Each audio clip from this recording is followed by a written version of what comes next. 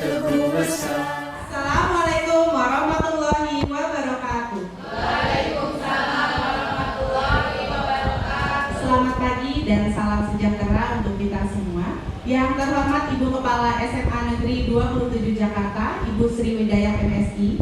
Yang saya hormati Bapak Ibu guru, staf, karyawan tata usaha SMA Negeri 27 Jakarta.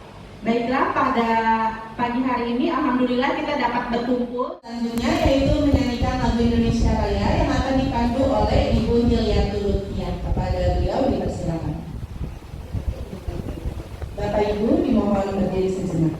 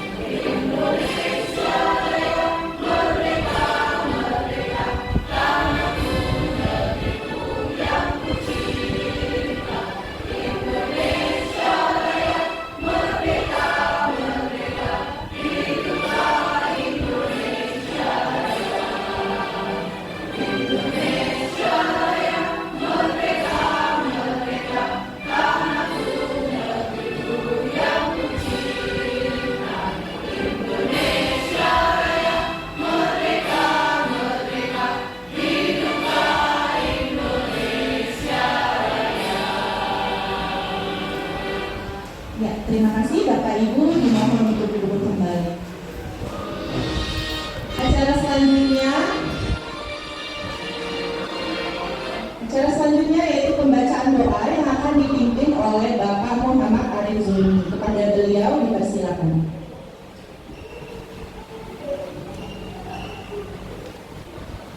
Bismillahirrahmanirrahim. Assalamualaikum warahmatullahi wabarakatuh. Baik Bapak Ibu, sebelum kita memulai kegiatan diseminasi kita pada pagi hari ini, alangkah baiknya kita berdoa untuk menajat semoga apa yang kita lakukan pada hari ini membawa keberkahan dalam hidup kita dan diridhai Allah SWT. Amin ya rabbal alamin. Doa akan saya ini yang berkaitan dengan agama Islam, bagi yang berkaitan dengan kemarin harap menyelesaikan jaringan masing-masing. Bismillahirrahmanirrahim. Bismillahirrahmanirrahim. Alhamdulillahirabbil alamin. Hamdan syakirin, hamdan na'imin, hamdan yuafi ni'matahu mazida. Ya Rabbana lakal hamdu wa lakal syukru. Alaika bi jalali kita karim alaikum salam. Allahumma shalli ala sayyidina Muhammad wa ala ali sayyidina Muhammad. Allahumma inna nas'aluka salamatan fid din wa afiyatan fil jasad wa ziyadatan fil ilmi wa barakatan fil rizqi wa taqatan qabla al-maut wa rahmatan 'inda al-maut wa maghfiratan ba'da al-maut. Allahumma hawwin 'alaina fi sakaratil maut wa najjatna minan nari wa 'afina min Rabbana la tuzigh qulubana ba'da idh hadaytana wa hab lana min ladunka rahmah innaka antal wahhab. Rabbana ighfir lana dhunubana wa ikhwanana allazina sabaquna bil iman. Rabbana fi qulubina ghillan lillazina amanu rabbana innaka ra'ufur rahim. Rabbana atina fid dunya hasanah wa fil akhirati hasanah wa qina adzabannar. Sallallahu ala sayyidina Muhammadin wa ala alihi wasallam. Alhamdulillahi rabbil alamin. Assalamualaikum warahmatullahi wabarakatuh. Waalaikumsalam warahmatullahi wabarakatuh. Terima kasih Pak Arif.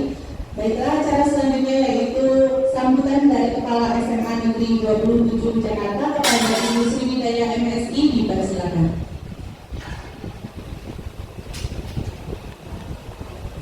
Bismillahirrahmanirrahim. Assalamualaikum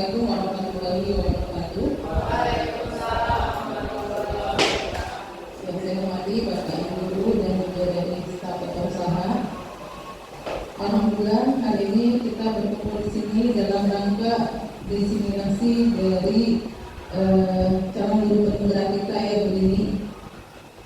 Jadi Bapak Ibu ini tentang disiplin positif. Jadi mudah-mudahan dari hal ini kita bisa belajar bagaimana cara mendisiplinkan anak secara positif ya. Jadi nilai apa yang harus kita lakukan agar disiplin itu bukan hanya karena paksaan tapi bisa dari kesadaran anak didik kita sendiri seperti itu. Jadi mudah-mudahan kita bisa belajar dan kita bisa mempraktekannya dari apa yang akan kita pelajari bersama-sama dengan Bu Dini. Saya ucapkan terima kasih kepada Bu Dini yang telah berbagi di sini untuk sama-sama belajar, tentu saja untuk meningkatkan layanan kita kepada seluruh peserta didik. Semoga acara ini membawa manfaat bagi kita semua. Terima kasih. Assalamualaikum warahmatullahi wabarakatuh. Waalaikumsalam warahmatullahi wabarakatuh. Terima kasih Ibu Sri.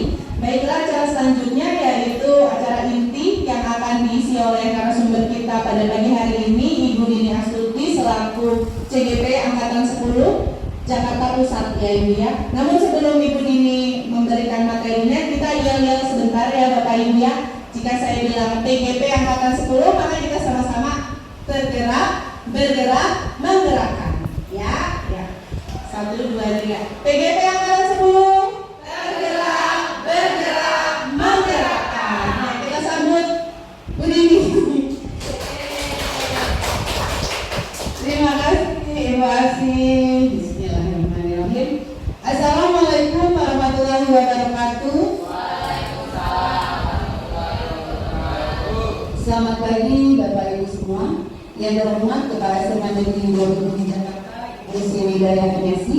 Yang saya hormati Bapak, Ibu guru serta karyawan tata usaha SMA Negeri 27 Jakarta. Puji syukur kita panjatkan kehadirat Allah Subhanahu wa taala Tuhan Yang Maha Esa. Karena pada pagi hari ini kita dapat bertemu di ruangan ini dalam rangka diseminasi pemahaman dan penerapan budaya positif di SMA Negeri 27 Jakarta yang insya Allah akan saya sampaikan selaku saya di sini sebagai calon penggerak angkatan 10. Ini memperkenalkan diri, nama saya Ibu Dini Astuti. Saya mengajar sebagai guru BK di SMA Negeri 27 Jakarta. Bapak Ibu, sebelumnya saya belum menyampaikan tujuan dari kegiatan diseminasi kali ini. Yang pertama adalah meningkatkan pemahaman warga sekolah tentang budaya positif. Yang kedua, terbentuknya motivasi intrinsik pada murid melalui keyakinan kelas. Yang ketiga, terwujudnya penerapan budaya positif di lingkungan sekolah, baik dari guru, murid, dan seluruh warga sekolah. Bapak Ibu yang hadir di sini, sebelumnya saya ucapkan banyak terima kasih khususnya kepada Ibu Kepala Sekolah dan juga rekan-rekan guru dan juga karyawan ibu. Semoga hadirnya kita di sini adalah kehadiran yang sesungguhnya, di mana kita perlu juga menenangkan pikiran kita, hati kita, berdamai sejenak agar kita bisa hadir di sini present dan mindfulness, bisa membawa pikiran yang benar-benar fokus. Semoga itu yang kita. Bapak Ibu, izinkan saya untuk menyampaikan terlebih dahulu konsep-konsep dan kunci dalam modul budaya positif yang akan saya sampaikan pada kesempatan kali ini. Di mana ada yang pertama kita akan mencoba membahas mengenai perubahan paradigma belajar, yang kedua mengenai disiplin positif, yang ketiga mengenai motivasi perilaku manusia, selanjutnya yang keempat mengenai kebutuhan dasar manusia, yang kelima mengenai posisi kontrol restitusi, yang keenam selanjutnya mengenai keyakinan kelas, dan terakhir segitiga restitusi. Sebelum kita masuk pada materi inti kita, mungkin kita terlebih dahulu diskusi awal Bapak Ibu. Saya ingin coba menanyakan bagaimana Bapak Ibu apakah setuju atau tidak setuju di sini.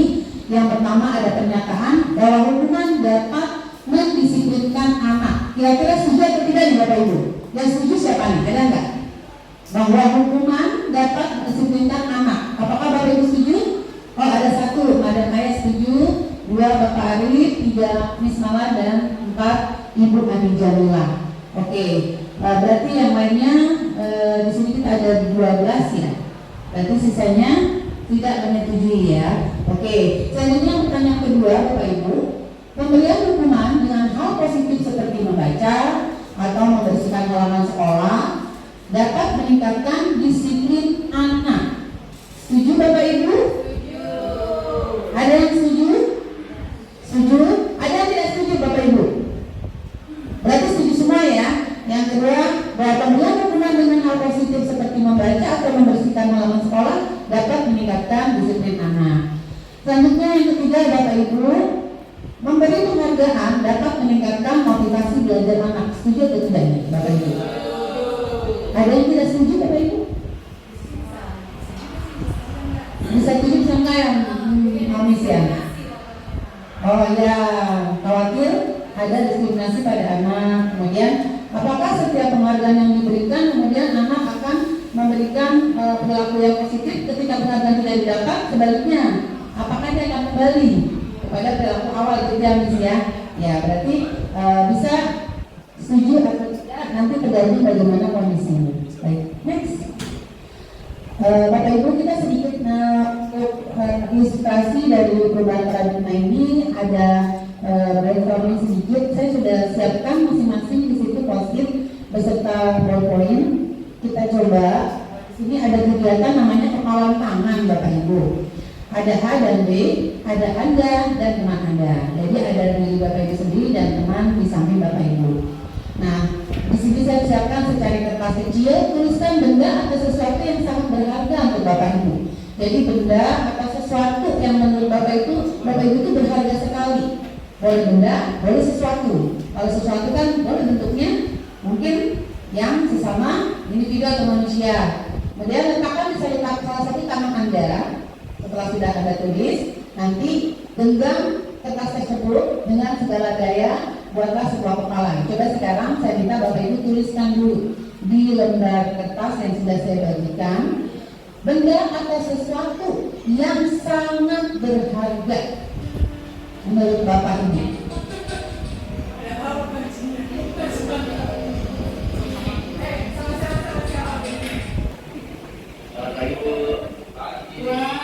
Sudah jam berapa?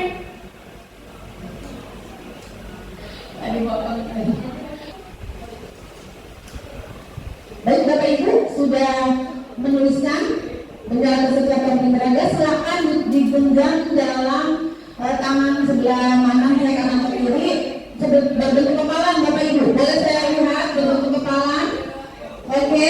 Nah Bapak Ibu silakan teman samping kanan atau kirinya mencoba dengan sekuat tenaga berbagai cara untuk meminta Anda memberikan kepalan tangan Anda atau kertas yang ada di tangan Anda. Bisa dengan cara membujuk, teman Anda bisa dengan cara membujuk, mengancam atau menghardik, merayu, boleh merayu, ada yang merayu atau menyuap, apa saja ada dapat membuka kepalan tangan Anda. Oke, kita lihat ya, ada berbeda yang tidak mau memberikan, ada yang dengan mudah memberikan kertasnya, ada yang sudah tukaran. Oke, jadi beberapa di sini terjadi ya, terlihat ada kontrolnya di sini tadi tidak mau memberikan, tetap bersikeras ya untuk memegang kertas tersebut. Ada yang saling sharing, saling berbagi. Terus kemudian ada yang dengan mudah tadi tanpa merayu, tanpa membujuk, langsung memberikan, gitu ya. Oke, terima kasih Bapak Ibu, masih kenyang banget memberikannya. Oke, next. Nah, tadi itu Bapak Ibu adalah ilustrasi atau misconception tentang teori kontrol, di mana kita sebagai guru ada beberapa posisi yang biasanya dilakukan oleh guru, bisa secara langsung atau tidak langsung, atau secara sadar atau bahkan tidak sadar. Yang pertama misalnya guru mengontrol muridnya. Ini sering atau enggak atau kadang-kadang? Oh sering ya. Karena kita kayaknya pengennya nih, wah pusat gurunya ada di guru nih, kontrolnya ada di guru, kuasanya ada di guru gitu ya. Kemudian ilustrasi juga bahwa kritik dan membuat rasa bersalah mampu menguatkan karakter. Nah kadang-kadang ketika murid kita dalam proses pembelajaran tidak melakukan tanggung jawabnya sesuai Yang kita lakukan biasanya apa Bapak Ibu? Ada nggak? Kita membuat murid itu merasa bersalah. Karena tujuan kita dia sadar gitu ya, dia sadar apa kesalahannya, gitu ya Bapak Ibu ya. Kemudian di sini kadang-kadang ada juga orang dewasa berhak memaksa. Kita orang dewasa ya Bapak Ibu. Kemudian murid kita mungkin di sini kalau kita SMA remaja. Nah kita kadang-kadang memposisikan diri bahwa kita boleh memaksa mereka. Kita berhak atas diri mereka. Nah ini paradigma yang selama ini mungkin terjadi. Bisa di lingkungan kita di SMA Negeri 27 bisa ya Bapak Ibu ya.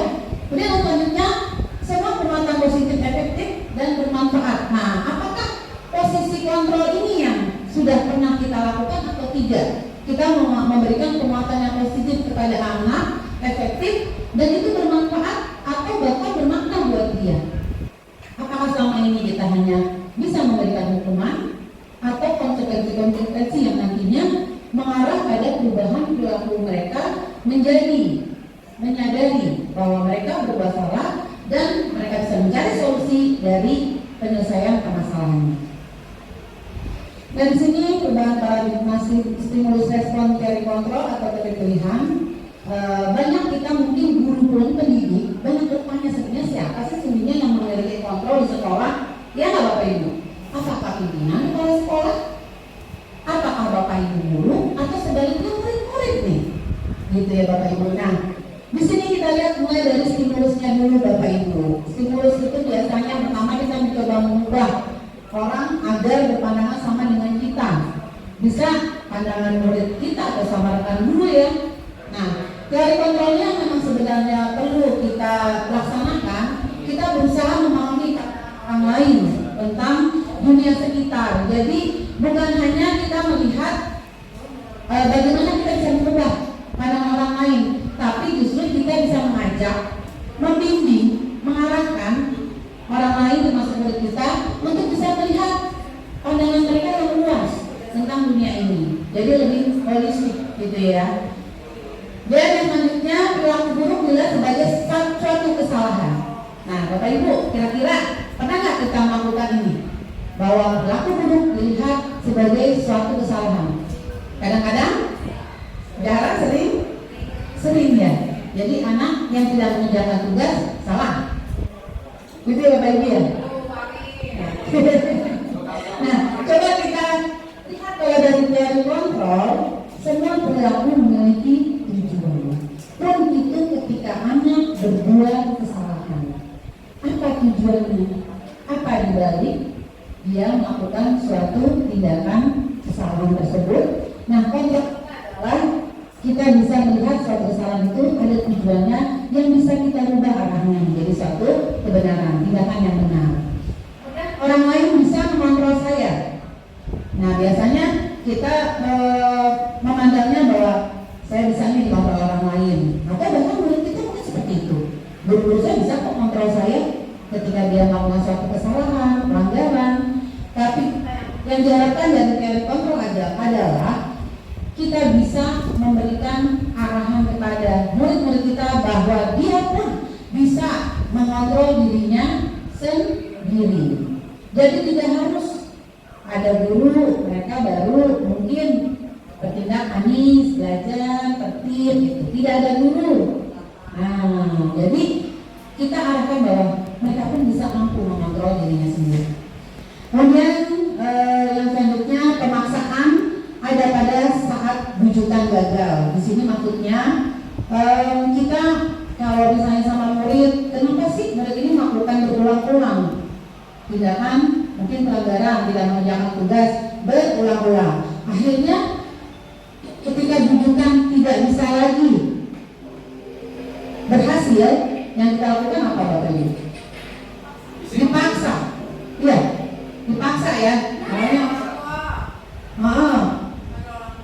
Memanggil orang tua, biasanya dengan kondisi paksaan juga nggak Miss? Akhirnya terpaksa juga ya anak ya. Iya. Wali kelas dengan orang tua komunikasi. Oke. Ya, itu ketika sudah bujukan kita ke anak gagal, akhirnya kita panggil orang tua Nah biasanya ada juga akhirnya paksaan-paksaan. Nah teori kontrol di sini tadi mungkin seperti salah satunya Miss Mala melakukan kolaborasi dan konsensus menciptakan pilihan-pilihan baru. Kolaborasi dengan orang tua. Bagaimana nih supaya anak sadar bahwa perilaku yang berulang-ulang ini yang pelanggaran dia bisa diarahkan menjadi suatu perilaku yang menjadi benar gitu ya, dengan kolaborasi. Selanjutnya model berpikir menang atau kalah, di mana teori kontrol yang bisa kita lakukan adalah model berpikir menang-menang, berarti win-win ya. Jadi anak-anak bisa kita arahkan bahwa biasanya kan anak-anak pasrah aja nih, kalau misalnya bagus nilainya ya sudah, kalau nggak bagus ya sudah gitu. Tapi kita mulai pada yang baru dengan mengarahkan anak bahwa kamu bisa jadi pemenang, kamu bisa jadi juara, siapapun itu, gitu loh, dengan segala kemampuan yang ada di diri mereka. Oke, pada kita belajar yang semoga bisa kita laksanakan di SMA 27, di mana pembelajaran dengan paradigma baru merupakan pembelajaran yang dirancang berdasarkan prinsip pembelajaran berdiferensiasi sehingga para murid belajar sesuai kebutuhannya berdasarkan tahap perkembangan sesuai teori psikologi modern untuk mewujudkan profil pelajar Pancasila. Jadi saya yakin di SMA 27 juga sudah mulai diterapkan pembelajaran berdiferensiasi ya Bapak Ibu ya. Ada di sini yang sudah mulai menerapkan Bapak Ibu? Ya contohnya diferensiasi proses, kemudian produk, konten. Kemudian ketika pada tahap pembelajaran, biasanya kalau model pembelajaran diferensiasi, Bapak Ibu melihat sesuai kebutuhan murid, kemudian mengelompokkan, ya mengelompokkan seperti itu ya. Nah ini paradigma belajar baru yang memang sepertinya harus mulai kita terapkan di sekolah kita, supaya kita bisa lebih satu persatu mengenal potensi murid-murid kita sesuai dengan kodratnya, dan juga kita sesuai juga dengan kodrat zaman kita saat ini. Seperti itu Bapak Ibu. Mudah-mudahan di SMA 27 kita bisa mewujudkannya dan sesuai juga dengan profil pelajar Pancasila, ya. Baik, Bapak Ibu, mari kita beralih kepada budaya positif. Di sini budaya positif adalah nilai-nilai dan kebiasaan di sekolah yang berpihak pada murid ya, kita garis bawahi agar mereka dapat berkembang menjadi pribadi yang mempunyai karakter sesuai dengan profil pelajar Pancasila. Nah kalau kita lihat dari keseharian kita di sekolah 27, kita sudah mulai menerapkan karakter pembentukan karakter murid untuk sesuai dengan profil pelajar Pancasila dari 6 komponen ya Bapak Ibu ya. Itu ada yang pertama adalah kebinekaan atau kemerdekaan global, kemudian ada beriman bertakwa kepada Tuhan Yang Maha Esa. Misalnya kita pagi hari melakukan kegiatan tadarus dan kebaktian atau kegiatan keagamaan. Kemudian kita ada juga bergotong royong. Kita lihat anak-anak setiap hari mereka melaksanakan membersihkan kelas, bertugas piket. Kita juga ada kegiatan kerja bakti atau bahkan kegiatan di lapangan. Anak-anak kita lihat bagaimana mereka bergotong royong merapikan ketika selesai ya kegiatan. Kemudian kreatif. Nah, karena kita kebetulan sudah kurikulum merdeka, kelihatan banget kegiatan untuk meningkatkan kreativitas anak-anak ya Bapak Ibu ya, terutama pada P6 ya. Kemudian bernara kritis dan juga mandiri. Oke, jadi menurut Ki Hajar Dewantara, pendidikan memberikan tuntutan terhadap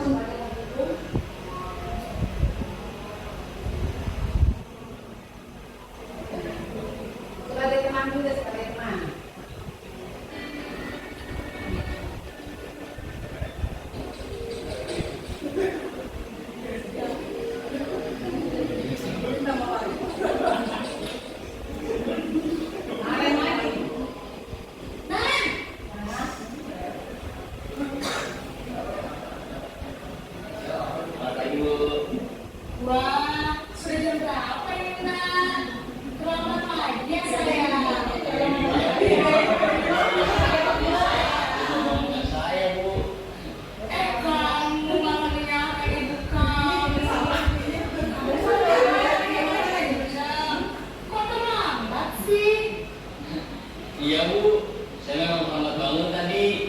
Jadi biar usaha lincah tetap gak kencang Bu.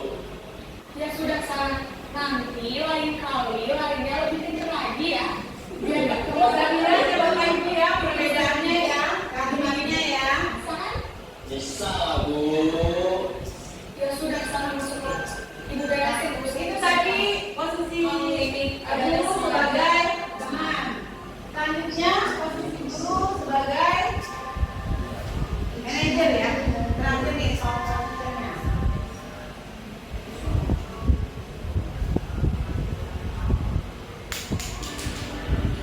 Sebagai manajer.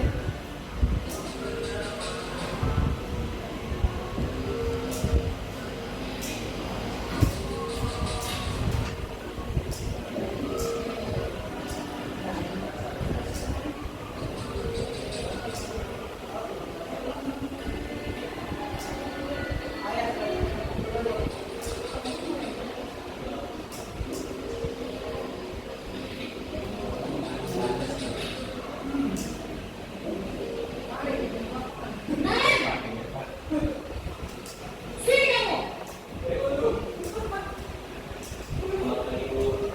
Selalu terlambat. Kamu deh, pasti terlambat. Saya Apa? Apa coba? Alasan kamu apa lagi? Kapan sih kamu tidak terlambat? Dari kalimatnya atau kata-katanya ya ada mengerti, Dasar pemalas. suaranya keras, di posisi sebagai penghukum. Sudah berapa kali terlambat?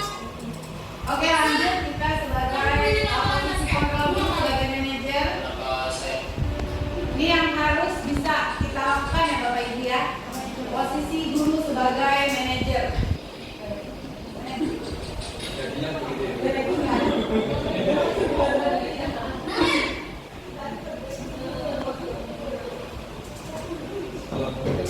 tadi Bu? Selamat pagi, Karen. Maaf Bu, saya terlambat. Iya, sekolah masuk tutupnya jam 7, sekarang sudah jam 7.20. Jadi sekarang bagaimana ini, Karen? Maaf Bu, saya lupa salah saya sekolah. Baiklah, menurut kamu, keyakinan sekolah yang mana yang perlu kamu tingkatkan? Nah kalimatnya ada perbedaan nih Bapak Ibu. Mana guru bisa menanyakan keyakinan sekolah. Apakah kalian meyakini prinsip saling menghormati tersebut? Saya meyakini Apakah kalian bersedia memperbaiki masalah keterlambatan ini? Bagaimana kamu akan memperbaiki masalah keterlambatan ini? saya akan coba untuk tidak lupa menyetel alarm saya Bu. Baik, kalau kalian ada orang yang kira-kira bisa bantu mengingatkan ya? Ada Bu, kalau saya Aiman. Ada lagi selain kalian? Selain Aiman, ada ibu saya. Baik, jadi yang mengingatkan kalian adalah kalian ada di rumah ya? Kira-kira akan mulai saat kapan kalian? Setelah pulang sekolah akan sudah saya lakukan. Baik, jadi kalian akan setelah bangun besok pagi dan akan diingatkan oleh kakak dan ibu dan Aren ya? Ada lagi yang mungkin perlu dilakukan Aren? Agar tidak terlambat bangun lagi. Tidak ada Bu. Baik Aren, terima kasih untuk kerjasama kamu. Sekarang kembali ke kelas untuk belajar. Terima kasih. Ya posisi manajer ini di mana guru berperan sampai dengan mengharapkan murid bisa dapat menyelesaikan masalahnya sendiri, mencari solusi pada masalahnya sendiri dan bisa berkomitmen untuk melakukan perubahan yang lebih baik.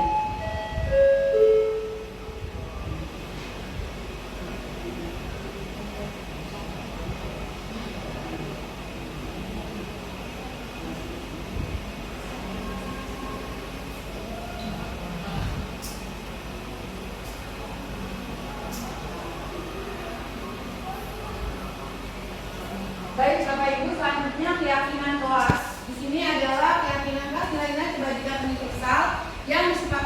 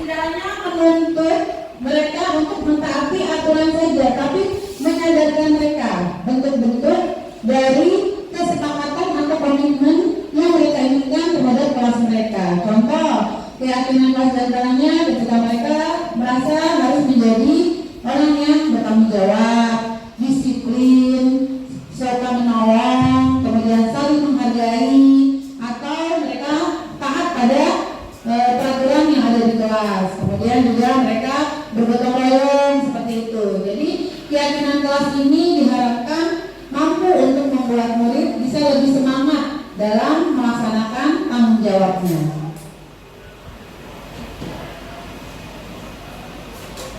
Nah, kalau tadi saya sampaikan di sini contoh-contoh dari nilai-nilai kebajikan yang kita bisa paham dalam keyakinan kelas, mungkin bisa dihubungkan dengan peraturan. Salah satunya tanggung jawab, contohnya mengembalikan barang ke tempatnya, ini masuk dalam peraturan. Kemudian kalau nilai-nilai kebajikan yang menghormati orang lain, contohnya dilarang mengganggu orang lain atau dilarang mengganggu temannya. Yang selanjutnya contohnya komitmen, misalnya disiplin waktu atau hadir di sekolah 15 menit sebelum pembelajaran dimulai. Ini bisa menjadi contoh yang bisa kita buat dalam keyakinan kelas. Saya sudah coba di kelas 11, mungkin nanti Bapak Ibu juga sudah ada yang mencoba untuk membuat keyakinan kelas di mana kita arahkan mereka sesuai dengan kebutuhan mereka, apa yang mereka harapkan yang ada di kelas mereka tersebut. Selanjutnya segitiga restitusi. Ini bisa kita lakukan ketika muncul permasalahan pada murid, kita bisa menggunakannya Bapak Ibu, segitiga restitusi. Ketika melihat murid bersalah, kita menanggapi dengan cara yang memungkinkan murid membuat evaluasi internal tentang apa yang dapat mereka lakukan untuk memperbaiki kesalahan mereka itu, ya. Dan mereka juga bisa mengembalikan harga dirinya. Segitiga restitusi ada 3 tahapan Bapak Ibu. Yang pertama adalah menstabilkan identitas. Di sini misalnya kita bisa dengan menanyakan atau menyampaikan bahwa setiap orang itu pasti melakukan kesalahan karena tidak ada manusia yang sempurna. Ini biasanya kalimat yang dipakai ketika pada tahapan menstabilkan identitas. Atau bisa juga dengan kamu bukan satu-satunya murid yang pernah melakukan hal seperti ini. Itu pada tahap menstabilkan identitas, bagaimana kita mencoba mengajak mereka bahwa ada orang yang pernah juga melakukan kesalahan yang sama, atau memang tidak ada orang manusia di dunia yang sempurna. Kemudian tahap yang kedua, validasi tindakan yang salah. Dan caranya kita bisa menyampaikan kalimat, kamu tentu punya alasan mengapa melakukan kesalahan tersebut. Jadi kita ajak anak-anak untuk memvalidasi kembali tindakan mereka, perilaku mereka yang mungkin salah atau melanggar. Atau dengan cara juga menyampaikan, adakah cara yang lebih efektif untuk mendapatkan apa yang kamu butuhkan ketika kesalahan atau pelanggaran yang dilakukan terkait dengan hal-hal yang misalnya dia mengambil hak orang lain. Nah, ini kita bisa arahkan dengan kalimat yang lebih efektif. Bagaimana kamu bisa mendapatkan hal itu dengan cara lain yang lebih baik, seperti itu. Yang tiga, menanyakan keyakinan. Nah, ketika tadi kita sudah membuat keyakinan kelas Bapak Ibu, kita bisa mengarahkan anak untuk kontrolnya adalah keyakinan kelas nih yang sudah kalian sepakati. Itu yang harus tindakan yang kalian lakukan, terutama selama berada di kelas. Tapi ketika mereka melakukan kesalahan atau mereka melakukan pelanggaran, tahap ketiga pada segitiga restitusi kita bisa menanyakan keyakinan mereka. Contohnya, keyakinan kelas apa yang telah kita sepakati, nak? Mereka harus ingat, karena mereka tulis apa yang mereka jadi keyakinan kelas di diri mereka sendiri. Terus kamu ingin menjadi orang yang seperti apa? Atau kita juga bisa bertanya, apakah tindakan kamu ini sudah sesuai dengan keyakinan kelas atau belum? Nah, ini 3 langkah yang ada dalam segitiga restitusi. Dan Bapak Ibu, jika ini diterapkan oleh Bapak Ibu ketika melakukan penyelesaian masalah terhadap murid-murid kita, alangkah baik dan efektif tindakan ini. Kebetulan saya sudah mencoba dan mudah-mudahan ini bisa salah satu menjadi budaya titik di sekolah saya yang bisa kita terapkan.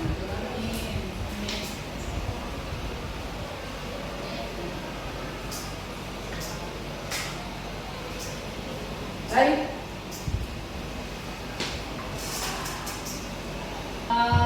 Demikian penjelasan dari materi yang saya bisa sampaikan. Mungkin masih banyak yang kurang lebihnya saya mohon maaf. Untuk sebagai salah satu masukan buat saya dan juga bisa menguatkan bagaimana kita pemahaman dan penerapan tentang budaya positif. Mungkin ada yang mau menanggapi dari Bapak Ibu atau bertanya, kita kasih kesempatan 2 orang. Ya, silakan Pak Iwan.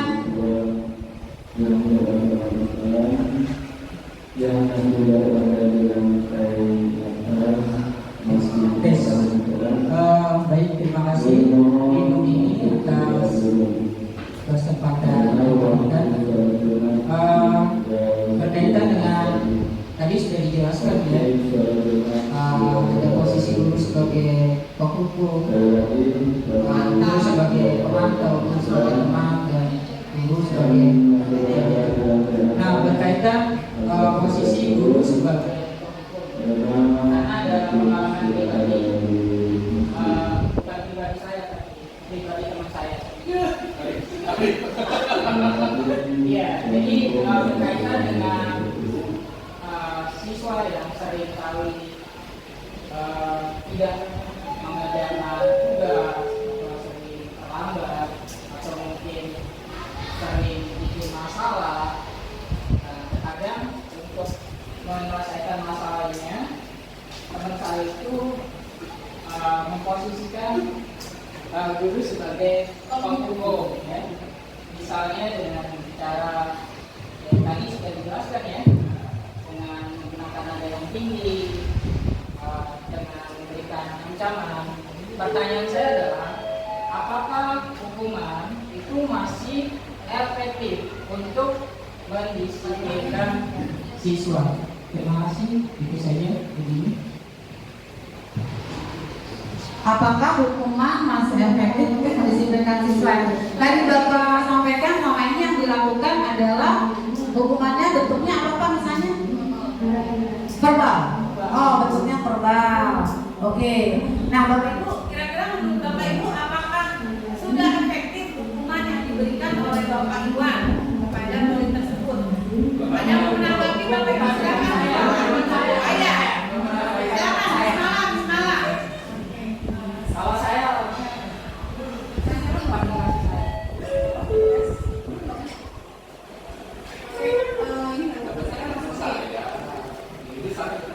jadi ini saya kan membaca bukunya. Ternyata di Indonesia itu kita mengalami 55% siswa remaja itu memiliki sakit mental. Nah ini ditulis dengan salah satu guru besar di Universitas Indonesia itu berkata seperti ini. Banyak guru para pendidik ini tidak membaca kembali tentang undang-undang satuan pendidikan di undang-undang 20 tahun 2003. Nah di sini banyak sekali kesalahannya membuat anak ini jatuhnya banyak anak siswa remaja sekarang itu mengalami mental karena verbal, bukan lagi fisik tapi verbal. Itu kita diriset oleh IPB, universitas dari Finland, dari Inggris dan dari Amerika. Itu yang mengkhawatirkan remaja Indonesia ini yang terbaru ya tahun 2023 itu risetnya itu banyak siswa mengalami krisis mental. Baik, terima kasih Miss Mala tanggapannya. Jadi tadi terkait apa yang ditanyakan oleh Pak Iwan, apakah sebenarnya hukuman ini masih efektif atau tidak? Apalagi terkait ketika kita sebagai guru memposisikan kalau kita sebagai penghukum memberikan hukuman lisan atau verbal, ternyata berdampak menurut penelitian kepada mental illness, ya, pada gangguan psikis, kejiwaan murid-murid atau remaja-remaja. Nah, berarti kalau kita lihat dari hasil penelitian dan mungkin kita juga bisa memantau ya bagaimana dampak murid-murid kita ketika mendapatkan hukuman secara verbal. Itu ternyata secara langsung mereka pasti terlihat dari cara mereka mungkin wajahnya, kemudian responnya. Nah, ini yang bisa kita sampaikan atau bisa kita simpulkan hukuman bentuknya lisan, apalagi kata-kata yang label, gitu ya, memberikan label negatif, memberikan mohon maaf, caci maki yang sifatnya membuat harga diri murid ini kemudian turun, itu akan berdampak pada mental anak-anak. Nah, berarti kita bisa sepakati di sini bahwa di sekolah kita belum tidak efektif ketika hukuman itu diberikan secara hukuman verbal yang membuat kata-kata atau label negatif. Sampai ada ini sampai ada kata-kata dari siswa itu akan memberikan hukuman kepada Oke, ada yang menanggapi lagi? Ya, silakan ada.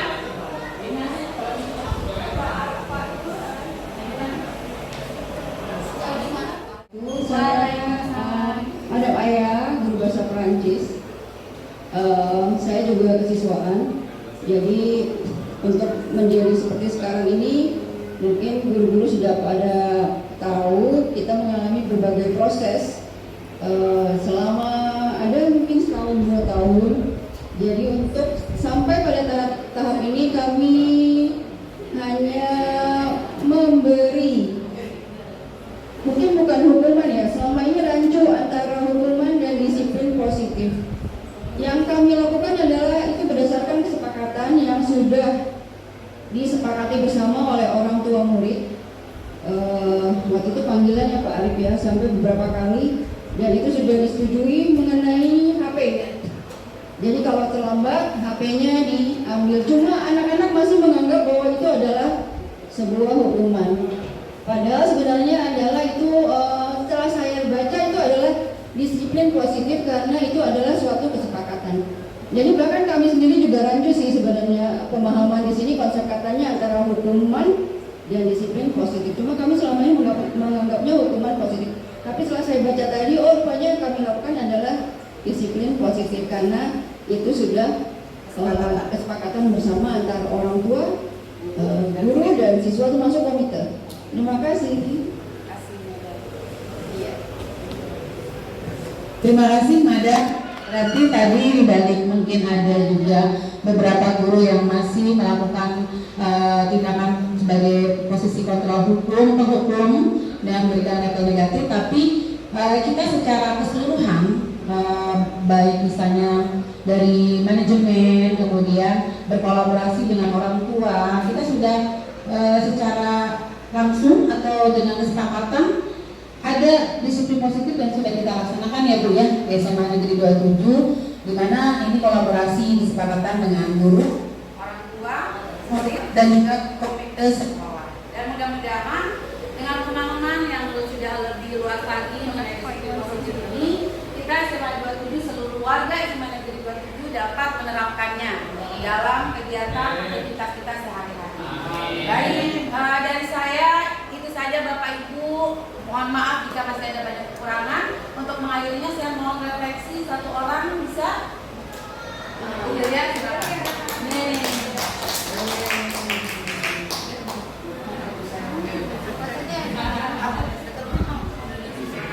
Deketin aja. Mudah-mudahan dulu ya. Suaranya apa begini aja Pak. Ya, baik Bapak Ibu izin menyampaikan refleksi terkait dengan materi yang hari ini sudah disampaikan oleh Bu Dini. Sangat mencerahkan sekali ya Bapak Ibu ya, kalau kita lihat tadi dari beberapa video bisa menjadi bahan evaluasi dan refleksi diri kita bahwa tujuan kita menerapkan disiplin positif kepada murid itu adalah tujuannya untuk membangkitkan motivasi intrinsik. Jadi kita berharap murid itu disiplin karena dia tahu disiplin itu berguna buat dia. Seperti itu. Jadi bagaimana kita bisa menerapkan disiplin positif kepada murid supaya tahu dalam diri dia itu dia sadar bahwa oh kalau saya tidak disiplin dampaknya tidak bagus untuk diri saya. Kalau saya tidak tanggung jawab, dampaknya tidak bagus untuk diri saya. Oleh karena itu, tadi dilihat dari beberapa video, ternyata posisi yang paling ideal itu adalah ketika kita bisa sebagai manajer, ya. Nah, tapi PR juga ya Bu Dini ya, melihat keberagaman murid kita di SMA 27, mungkin sebagai manajer sudah kita terapkan, tapi masih belum mempan ya, tapi masih belum mempan ya, mungkin bisa sesekali kita berproses.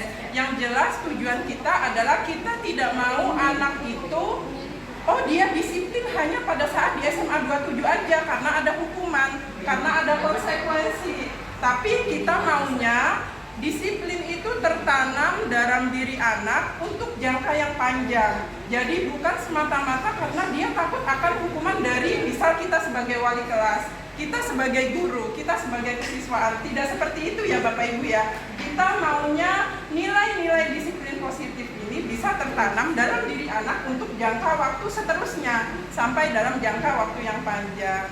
Mungkin itu saja yang saya sampaikan. Terima kasih Bu Dini atas perhatiannya.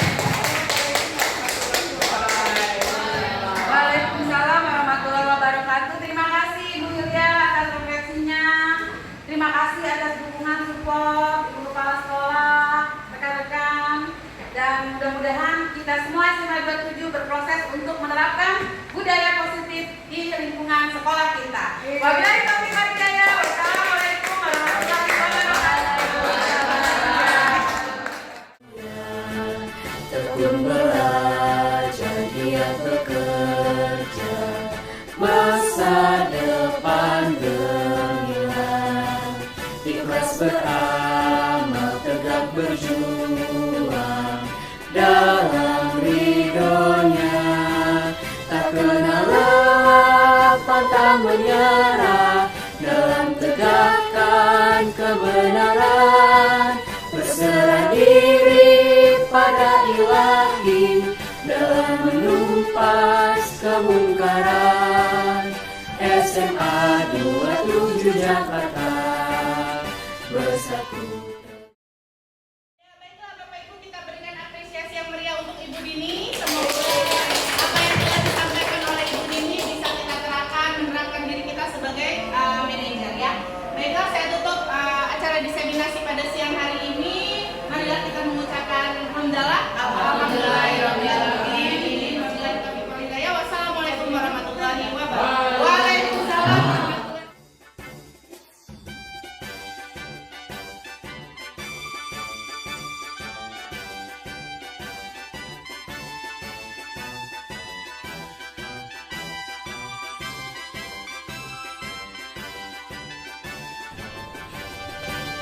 Teguh bersatu menuntut ilmu, menggapai cita mulia. Tekun belajar dia bekerja, masa depan gemilang, ikhlas beramal tegak berjuang dalam ridhonya, tak kenal lelah pantang menyerah dalam tegakkan kebenaran, berserah diri pada ilahi dalam menumpas kemungkaran. SMA 27 Jakarta bersatu tegak.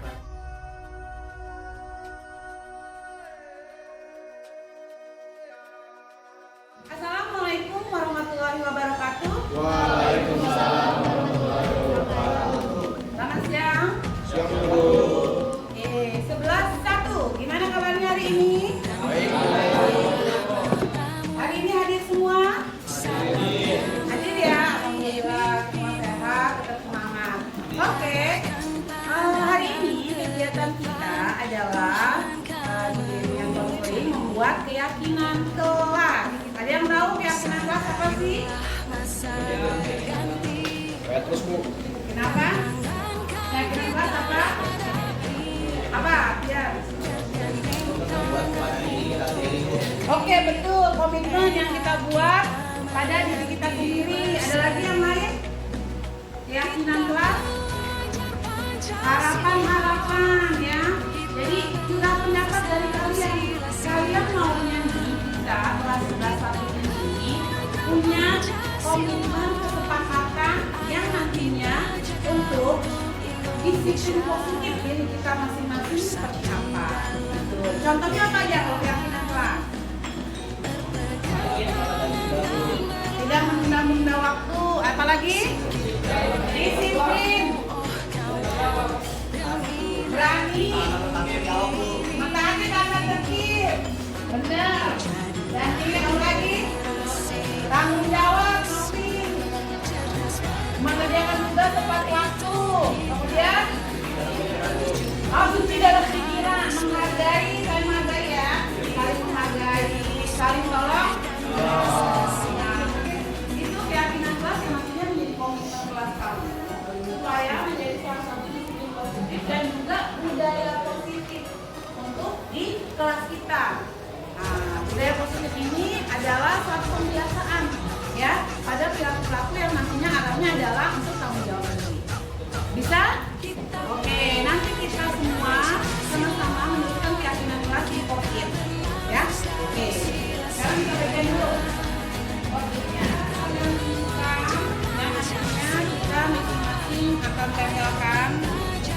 karton pencetakan kelas ini menjadi keyakinan kelas. Mudah-mudahan ini akan diterapkan sama-sama ya. Kalau jika ada berkorban berubah dari waktu juga boleh.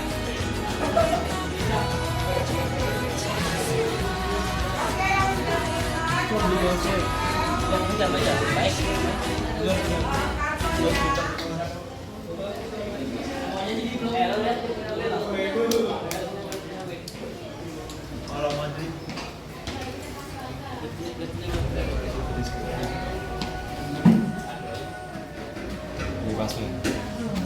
Rata-rata pada template ya Mas. yang rapi ya. Ini saya udah sendiri gue bebas.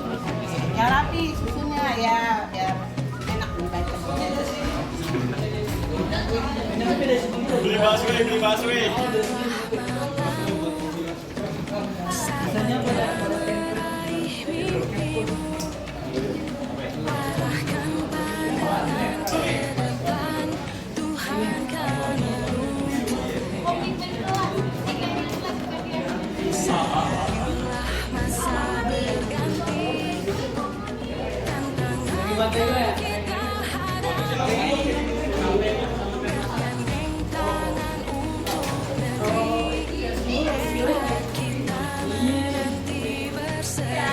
Boleh? Siapa yang mau bacakan? Oke,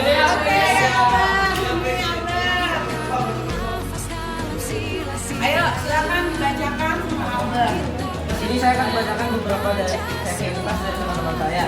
Yang pertama, dari saya sendiri saat aktif mendapatkan nilai yang memuaskan, berdamai dengan diri sendiri dan juga dengan orang lain, lalu tak lupa juga bersyukur. Setelah itu ada dari teman saya juga ada namanya rajin belajar, disiplin, tolong-tolong, bekerja sama, tepat waktu. Kalau dari teman saya, ia sudah dapat tugas dulu, keyakinan harapan Kristian, satu tidak menunda pekerjaan lagi, rajin belajar, tidur dengan waktu 8 jam atau 9 jam, suka menabung dan terus menambah pengetahuan. Lalu di sini ada Narendra Darel, yaitu menghormati semua orang dan juga tetap disiplin. Setelah itu di sini ada Rehan Prima Asa, yaitu disiplin, anak 11-1, keterima PTN semua, rajin dan tekun, damai dan tentram, serta bahagia. Lalu di sini ada teman terbaik kami yaitu William Testaniel Suwandi, yaitu tidak menunggak tugas lagi dan lebih sabar dalam kelas. Lalu di sini ada Najwa, yaitu tidak kesiangan bangun apabila ada acara Hari Besar Nasional, menekankan diri untuk berkembang di pelajaran MTK, jika manajemen menjadikan reminder untuk usaha lagi, bisa lancar untuk dari kontribusi. Lalu di sini ada Novi yang mulai cukup panjang, yaitu belajar disiplin dan berani. Saya berjanji akan disiplin dalam belajar dan datang ke sekolah dengan tepat waktu. Saya mau selamanya di kelas guru menerangkan semua siswa dalam keadaan aktif dan juga diam. Saya berjanji tidak meninggalkan tugas dari guru. Saya akan selamanya mengerjakan tugas tanpa ada protes atau apapun. Lalu kata-kata motivasi, kesuksesan adalah hasil kerja keras dan ketekunan. Selama di kelas kita harus bekerja sama saat ada hal yang sulit. Mungkin itu saja. Ya, terima kasih ya. Oke, yang kita lihat tadi kan sudah dengarkan sama-sama keyakinan kelas ini masing-masing punya harapan ya. Ada di unsur mudah-mudahan 13 yang sudah dituliskan ini akan dapat menjawab dan menerangkan ya. Dan harapan yang kalau yang melanjutkan kelas ini kita sama-sama laksanakan. Kita jelas-jelas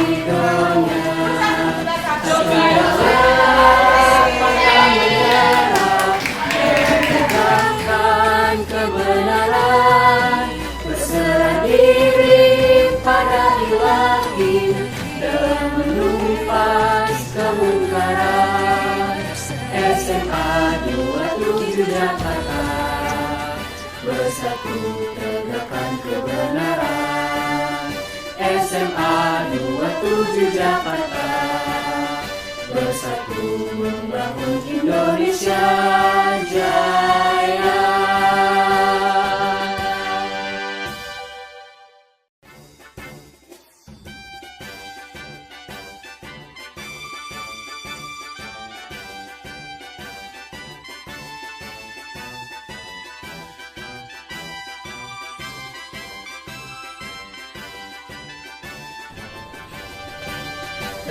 bersatu menuntut ilmu, menggapai cita mulia. Tekun belajar, giat bekerja, masa depan gemilang. Ikhlas beramal, tegak berjuang dalam ridhonya. Tak kenal lelah, pantang menyerah dalam tegakkan kebenaran. Berserah diri pada Ilahi dalam menumpas kemungkaran. SMA 27 Jakarta, bersatu tegakkan kebenaran. SMA 27 Jakarta, bersatu membangun Indonesia Jaya.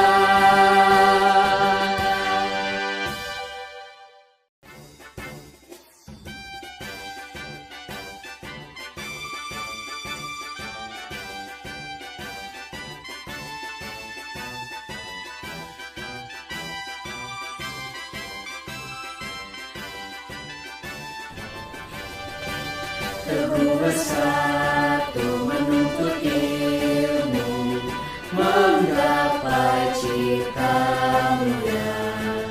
Tekun belajar, giat bekerja, masa depan gemilang. Ikhlas beramal, tegak berjuang dalam ridhonya. Tak kenal lelah, pantang menyerah dalam tegakkan kebenaran. Berserah diri pada Ilahi dalam menumpas kemungkaran. SMA 27 Jakarta,